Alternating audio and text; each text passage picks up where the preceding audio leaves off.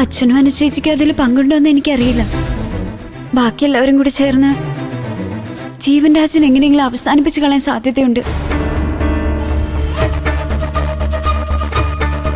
എന്നെ രക്ഷിച്ച പോലെ അവനെ കൂടി നിങ്ങളെ രക്ഷിക്കണം പ്ലീസ്.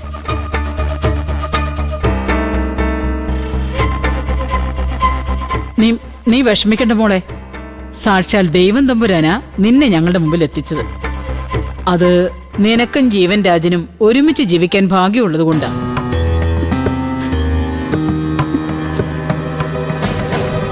പിന്നെ നിന്നെയും ജീവനെ അകറ്റുന്നതില് നിന്റെ അച്ഛനും അനുചേച്ചിക്കും പങ്കൊന്നും ഇല്ലെന്ന് നീ വിചാരിക്കണ്ട. ഇതെല്ലാം തീരുമാനിക്കുന്നത് നിയന്ത്രിക്കുന്ന അവരാ. അനുപമയുടെ വീട്ടിൽ വെച്ചാ ഇതിന്റെ എല്ലാ ഗൂഢാലോചനകളും നടക്കുന്നത്. ആ പാവം ചെറുക്കനെ പോലീസിനെ കൊണ്ട് തല്ലി ചതപ്പിച്ച് നിന്നെ വേണ്ടെന്ന് അവനെ കൊണ്ട് പറയിപ്പിക്കും. അവന്റെ ജീവൻ രക്ഷിക്കാൻ വേണ്ടി ചിലപ്പോ നിനക്കും പറയേണ്ടി വരും, അവനെ മറന്ന് അച്ഛൻ പറയുന്നത് പോലെ ജീവിച്ചോളാന്ന്.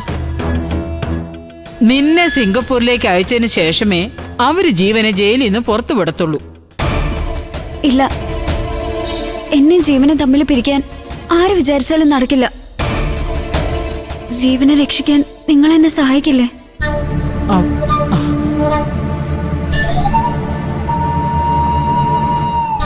ഇന്ദ്രേട്ട പ്ലീസ്, ബാക്കിയെല്ലാം മറന്ന് ഈ കാര്യത്തിന് ഞങ്ങളുടെ കൂടെ നിൽക്കണം. ആന്റി പറഞ്ഞില്ലേ ദൈവമാണ് എന്നെ നിങ്ങളുടെ മുന്നിൽ എത്തിച്ചതെന്ന്. അത് സത്യമാ.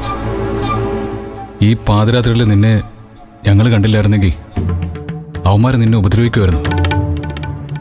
അതിൽ നിന്ന് നീ രക്ഷപ്പെട്ടത് വലിയ ദൈവഭാഗ്യം തന്നെ മഞ്ചാടി.